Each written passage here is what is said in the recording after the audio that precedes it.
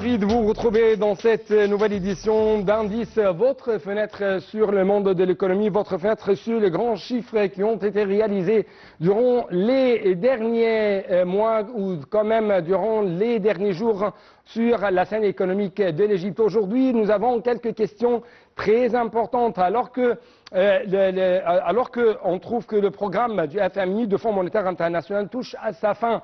Est-ce que vraiment l'Égypte envisage l'indépendance économique loin de tout programme tout à fait nouveau du FMI? Si oui, comment et mais aussi pourquoi? Autre question très importante, pourquoi la Banque centrale égyptienne a baissé récemment, avec plus de précision, jeudi dernier, ses taux d'intérêt direct de 2 points. Mais en même temps, nous allons jeter plus de lumière sur d'autres points essentiels, comment cela va se refléter sur la performance économique de l'Égypte, ainsi que comment cela va donner un coup de fouet à l'économie égyptienne, notamment après la baisse, de taux d'inflation économique de l'Égypte. Et justement, je dois quand même vous rappeler que l'Égypte a essayé récemment d'attirer plus d'investissements de la part notamment des pays du Golfe en transformant les dépôts qui ont été déposés dans la Banque centrale égyptienne en tant que des investissements directs. Donc très rapidement, nous allons commencer ensemble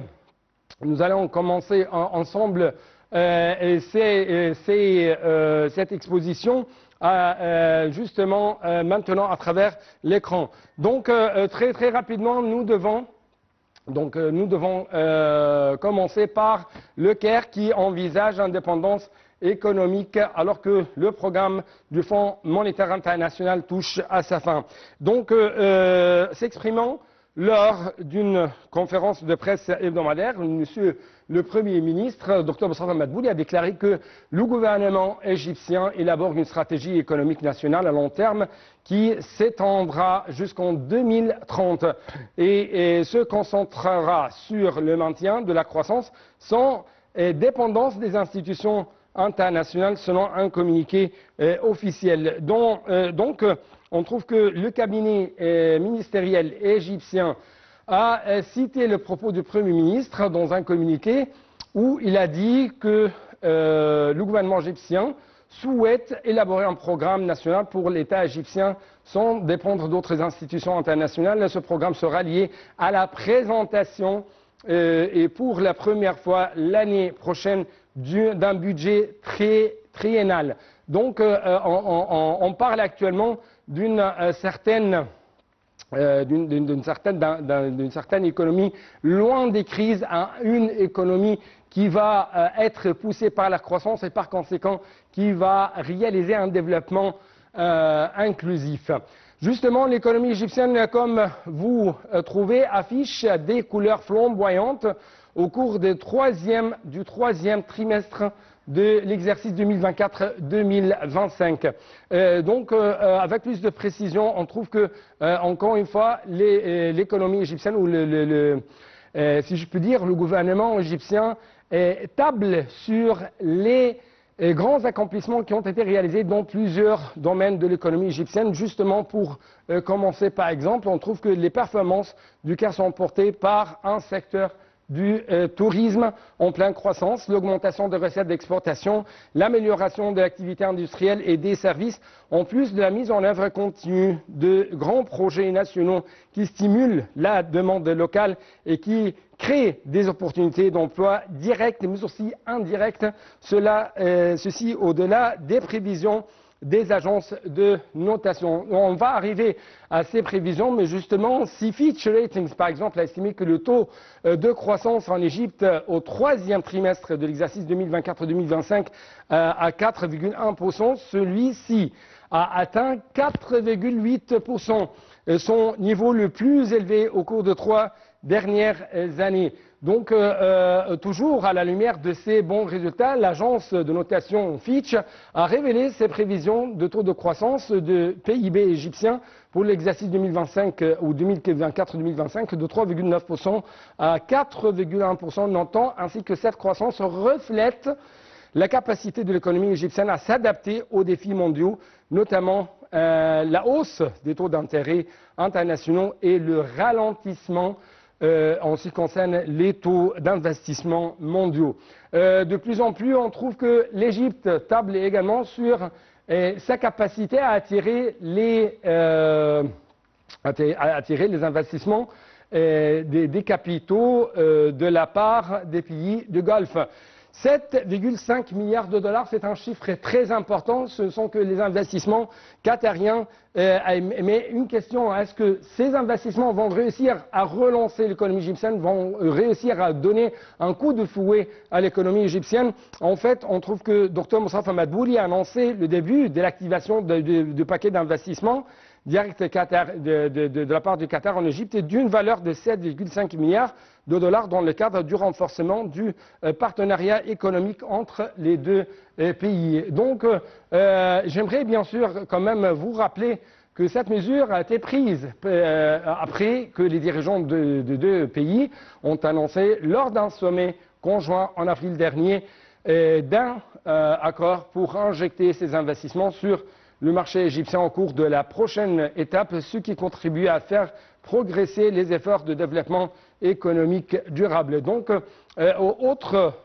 question ou autre chose très importante, c'est ces investissements directs ne sont pas des dépôts, mais plutôt pour des experts bancaires. L'afflux des investissements qatariens en ce moment représente une forte impulsion pour l'économie nationale, car plutôt ces fonds de la part des capitaux, que ce soit ou plutôt ces fonds qui ont été pompés de la part des pays du Golfe comme le Bahreïn, comme le Qatar, va donner une sorte d'impulsion à l'économie égyptienne, car ces fonds, encore une fois, ne sont pas des dépôts ou quand même des prêts, mais plutôt des investissements directs qui contribuent à réduire le déficit quand même à accroître la croissance économique égyptienne. D'après ces experts, le flux des fonds améliorant l'efficacité de la mise en œuvre de plans de développement dans le secteur vitaux tels que l'industrie,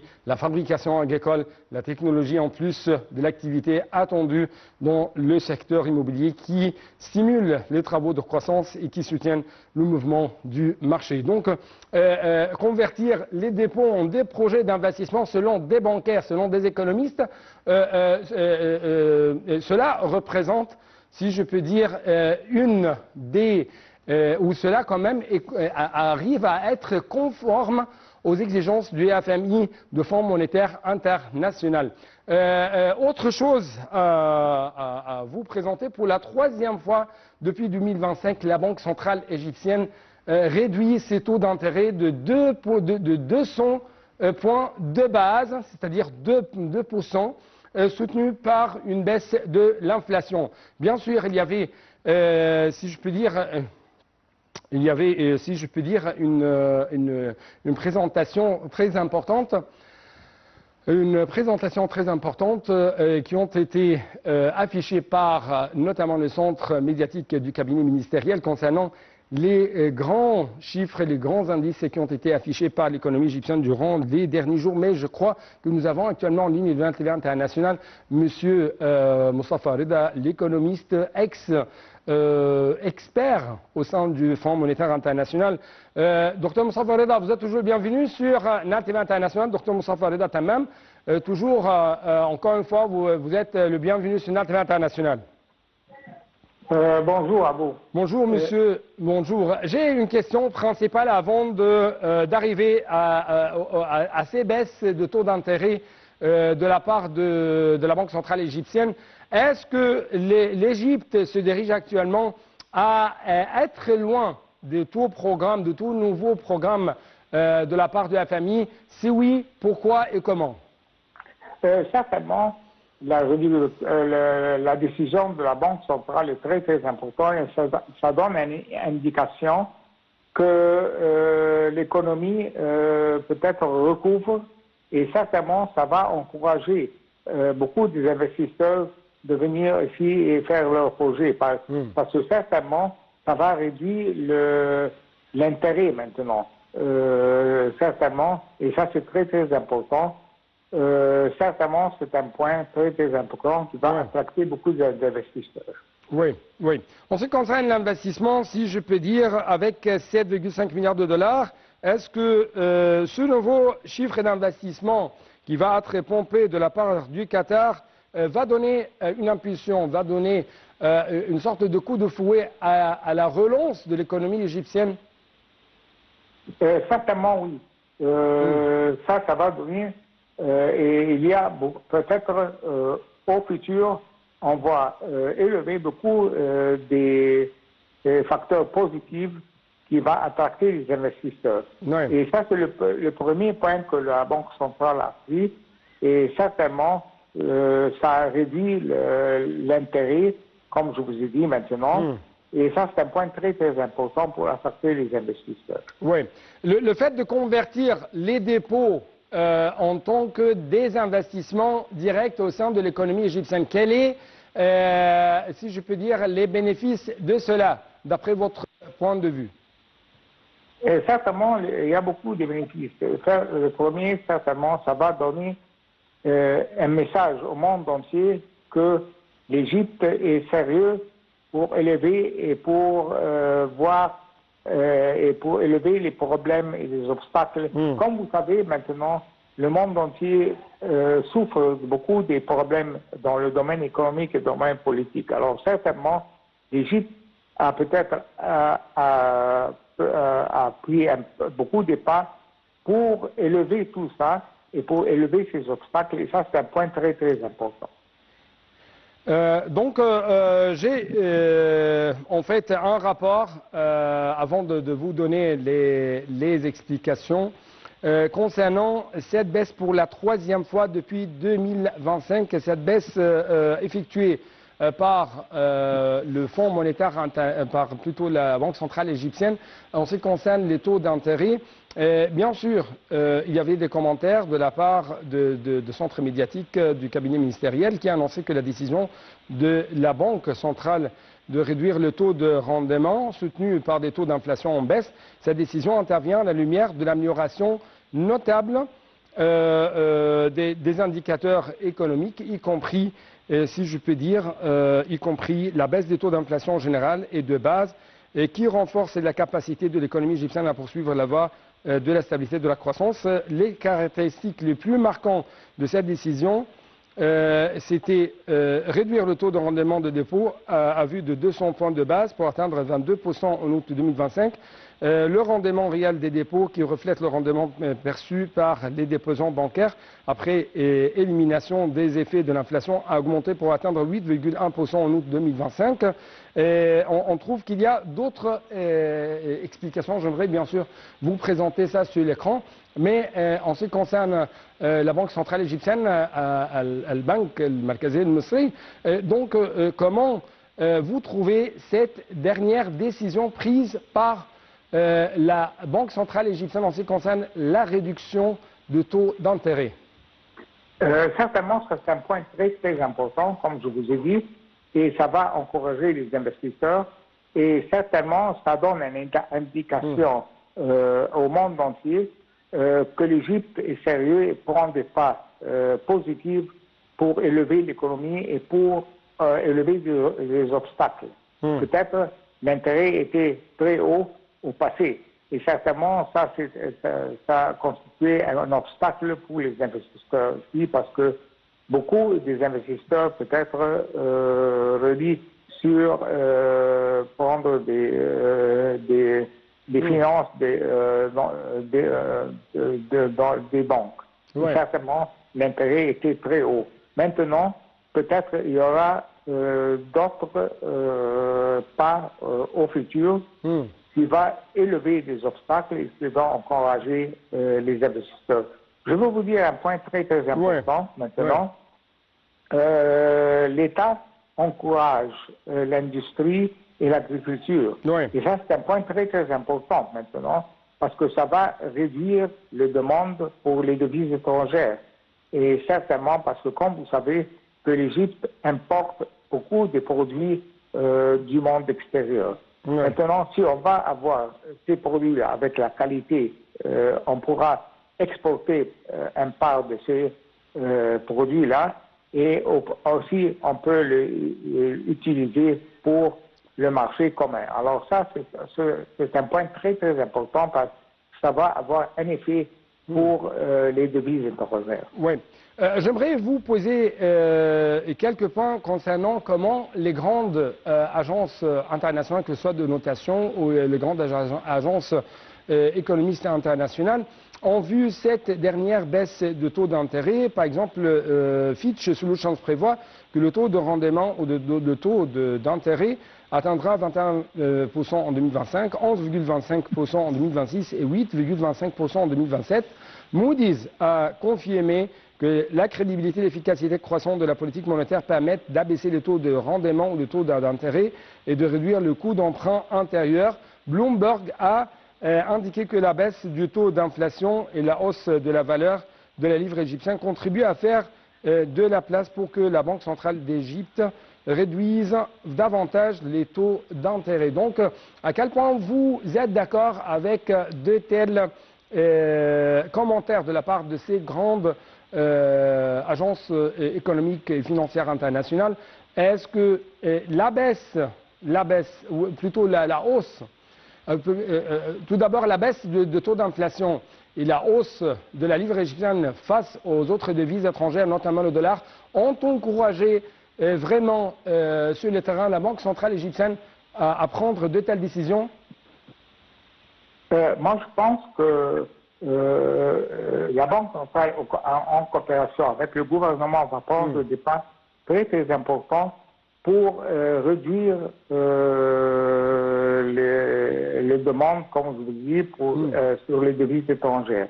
Et ça va avoir un effet positif pour réduire le prix du dollar aussi maintenant. Et ça va avoir un impact positif, pas seulement pour l'économie, mais pour beaucoup d'autres secteurs qui dépendent sur les demandes sur les devises. Oui. J'ai une autre question essentielle qui touche le quotidien des Égyptiens. Donc, après la baisse de l'inflation, après la baisse de taux des intérêts, après la hausse de la livre égyptienne contre le dollar, comment cela va se refléter sur les marchés et les denrées alimentaires sur les marchés? Comment ça va améliorer le quotidien des Égyptiens? Certainement, ça va avoir un effet positif au marché égyptien parce que, comme je vous ai dit, à présent, l'État importe beaucoup de produits. Et ces produits-là, on les paye en des devises étrangères. Mais certainement, si on va avoir tous ces facteurs que je vous avais dit maintenant, ça va peut-être réduire le prix des devises. Numéro 2 aussi, comme je vous ai dit, l'État est très sérieux de produire beaucoup de produits nécessaires.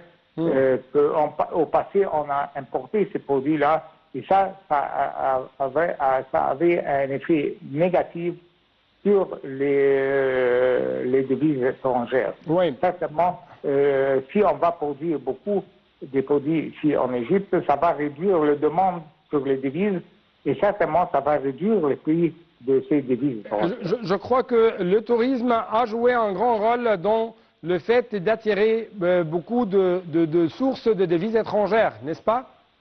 Certainement, oui. Et l'État a pris beaucoup de pas pour encourager le tourisme. Je vais vous donner un exemple. Au Côte du Nord, on a le projet de Ras Al-Hikma qui a attracté beaucoup d'investisseurs. Oui. Et certainement, ça c'est un point, c'est un message peut-être au monde entier que l'Égypte prend des pas pour élever l'économie. Je crois que le secteur immobilier quand même dans la côte nord ou Ras Al-Hikma ou quand même la nouvelle ville d'Al Alamein, tout ça représente des points d'attraction pour les différents investissements du monde entier, notamment de la part des pays du Golfe. Merci beaucoup pour votre intervention téléphonique. C'était tout donc, chers téléspectateurs, pour cette édition. J'aimerais que vous avez vraiment profité de ce panorama économique que nous avons vous exposer durant les dernières minutes. Donc, merci, chers téléspectateurs. Avec ça, nous devons clôturer cette édition. Merci encore une fois et au revoir.